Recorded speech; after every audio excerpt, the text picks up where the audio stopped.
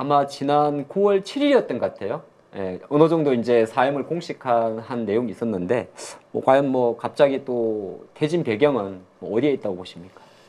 원래 이시바 촌리는 계속 하겠다, 사임하지 않겠다.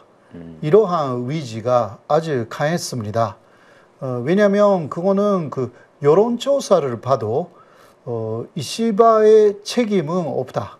그 책임이라는 것은 그 7월 20일에 자미원 선거가 있었는데 그 자미원 선거에서 자민당하고 공명당의 연립여당이 참패를 당합니다. 네. 네. 그런 식으로 큰 선거에서 참패를 했다. 그렇다면 그 현재까지만 해도요, 일본의 촌리는 책임을 지고 사임을 했습니다. 그러니까 사임 압력이 굉장히 그 강하게 특히 자민당 안에서 일어났는데 일반 국민들이 볼 때는 그거는 자민당이 나빴던 것이지 이시바는 잘했다.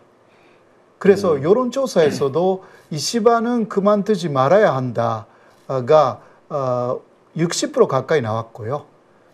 그 자민당 지지자에 대한 여론조사에서는 또 70% 가까이 나왔고, 그런데 책임은 자민당 안에 있는 것이다.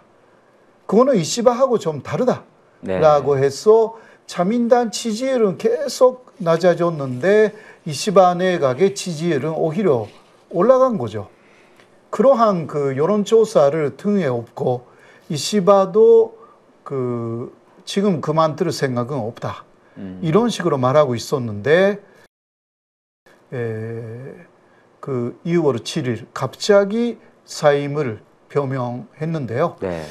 그 계기는 고이즈미 신지로하고 그리고 스가촌 촌리가 이시바 촌리 만나가지고요 설득을 한 것입니다. 이대로 가면 자민당 안에서 그만둬야 한다라는 사람들하고 그만두지 말아야 한다라는 사람들 사이에서 굉장히 지금 그 분열을 하는 그러한 상황이 있고 계속 그런 식으로 당신이 한다면 진짜 타인이 어려워진다라는 것으로 설득을 했습니다. 그래서 그것을 수용해서요. 기타 여러 가지 이야기가 있는데 일단 사임을 하겠다 이런 식으로 됐습니다. 그러니까 말씀하신 대로 뭐 이시바 시게루 본인 한 사람만 놓고 보게 되면은 지지율이 그렇게 낮지는 않습니다만은 7월달 있던 자미원 선거에서 참패가 있다 보니까 직간접적으로 내부적으로 공식한 것 같은데, 근데 이게 좀 중요한 게 저희가 그 한국도 8월 말 정도에 한미 정상회담을 앞둘 때 루틴을 보게 되면은 한국의 대통령도 일본을 먼저 갔다가 같이 또 미국으로 갔잖아요. 그만큼 시가에서는 이 이시바 총리가 그래도 한국과의 관계에 대해서는 상당히 뭐 개선을 좀 강조하는 이슈가 있다 보니까 이게 이제 총리가 사임하면서 또 한일 관계가 어떻게 변할지도 되게 궁금한 상황이거든요. 맞습니다.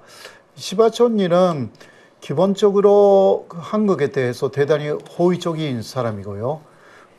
그래서 이번에 그 이재명 대통령하고 한일 정상회담을 했을 때도 김대중 어부지 선언을 그 이야기를 하면서 구체적인 사죄라든가 그 말은 없었지만 사실상 김대중 어부지 선언을 언급하면서 그거는 사죄라는 내용이 포함되어 있는 선언이었기 때문에 그래서 한국하고의 관계 개선을 계속하겠다라는 그러한 입장이었고, 그런데 지금도요 재미있는 것은 사임을 표명했지 않습니까? 그런데 일단 그 사람은 표명했지만 아직은 촌이에요. 아직은 촌리 입장으로 다시 한번 완전히 진짜 촌리를 사임하기 이전에 한국에 온다고 합니다. 그 이재명 대통령하고의 관계가 굉장히 좋았다라고 생각하고 있는 사람이고요. 그때 우리도 먼저 미국 가기 전에 이재명 대통령이 그 일본에 가서 이시바를 만난 것도 이시바가 굉장히 그 위기 상황이니까 네. 가서 좋은 관계를 보여주면 일본 안에서 더 지지율이 올라가 가지고 그 사람이 촌리로 남을 수가 있다라는 계산이 있었던 것으로 네. 보입니다. 그렇기 때문에 한일 관계에 좋으니까. 왜냐하면 이시바가 사임하게 돼가지고 그 다음 촌리가 되는 사람들은 별로 한국하고의 관계가 좋게 된다라는 보장이 없는 사람들만 있는 것입니다. 그래서 이시바 촌리가 아무래도 즉 그 일본 촌리의 차리에 있는 것이 한국에서도 좋은 곳이었어요. 네. 그렇기 때문에 먼저 일본을 가신 것으로 알려집니다. 아무래도 지금 한국이 관세 같은 부분에도 미국과의 깔끔하게 정리가 안 된 부분이고 또 마침 일본 같은 경우는 미국과의 관세가 지난 16일 정도에 뭐 자동차 같은 경우 15% 정도로 관세를 이제 확정을 좀 짓고 실행이 되는데 아무래도 만약에 아직은 공식화하고 사임은 안 했지만은 이시바 총리가 정말 총리직에서 내려오게 되면 그 이제 같이 하시는 관료들도 다 퇴임을 하는 구조잖아요. 네네. 그렇게 되면 이제 약간 뭐 앞으로 남아 있는 문제입니다만 또 미국과 일본과의 협상에도 어떤 뭐 노이즈라든지 그런 게 생기지는 않는지 그 부분까지 혹시 생각을 하신다면요. 예. 그래서 그 마지막에 이거는 결과적으로 패착이 됐는데요. 네. 그럼 다 교체된다라는 우려 때문이도 그렇지만 문서화 시켰습니다. 그러니까 관세 협상 내용 그러니까 15%로 그 세율이 떨어진다라는 부분이라든가 이런 것은 그 공식 문서로 만든 나라는 없습니다. 네. 그 대통령의 행정 명령만 있었던 거죠. 네, 그러나 일본의 경우는 구두 약속만 했고 행정 명령도 그 소명이 없었고요. 그래서 일본 내에서 상당히 우려의 목소리가 많아가지고 공식 문서를 만드는 게 좋겠다라고 네. 하여서 이번에 오히려 미국 쪽에서 그것을 수인해서 공식 문서까지 만들었습니다. 그런 면에서는 그 문서대로 가게 된 거죠. 오히려 행정명령보다 훨씬 강합니다. 그러니까 일각에서 뭐 우려하는 어쨌든 간에 공식 문서로 했기 때문에 이시바 총리가 사임을 해서 관료들이 만약에 같이 동행 사임을 하더라도 그 관계에 대해서는 아직까지는 조금 수면 아래 있지 않을까. 네네. 그렇게 네, 보시는 그러나 이게 문제가 되는 부분은요.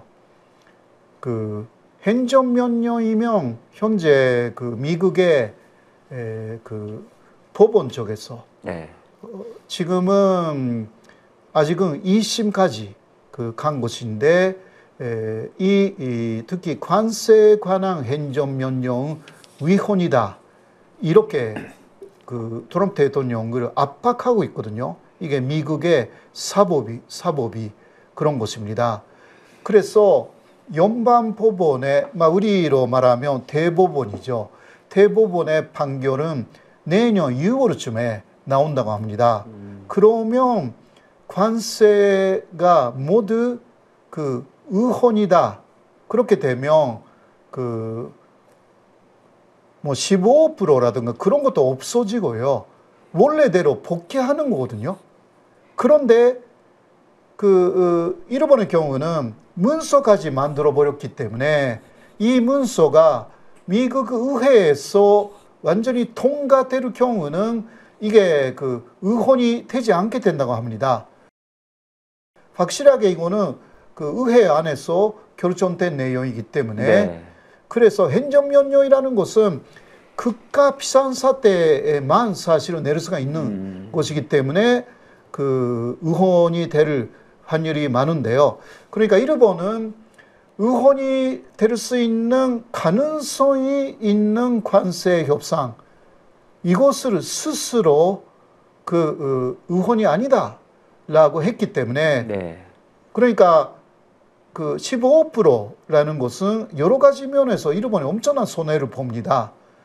자동차만이라고 해도 한국은 FTA가 있으니까 관세가 없어요. 그냥 갑자기 15%가 됐잖아요. 네. 그런데 일본은 2.5%는 있었습니다. 그것이 15%가 됐으니까 한국에서 볼 때 한국보다는 조금 그 2.5% 올라가는 수준이 낮은 거 아니냐라는 이야기가 나오는데 이게 모든 것이 의혼이다라고 하면 한국은 FTA가 다시 가동될 가능성이 있고요. 네. 엄청나게 유리하게 되는 거죠. 그러니까 지금 이재명 대통령이 그거 생각하여서 필요 없는 문서에는 서명하지 않겠다고 말하고 있는 것입니다. 그런데 일본은 서명을 해버렸습니다. 필요 없는 문서에. 그래서 지금 미국 쪽에서 트럼프 행정부는 일본처럼 서명해라. 문서로 만들어서 그냥 한국에 말하고 있는 것입니다.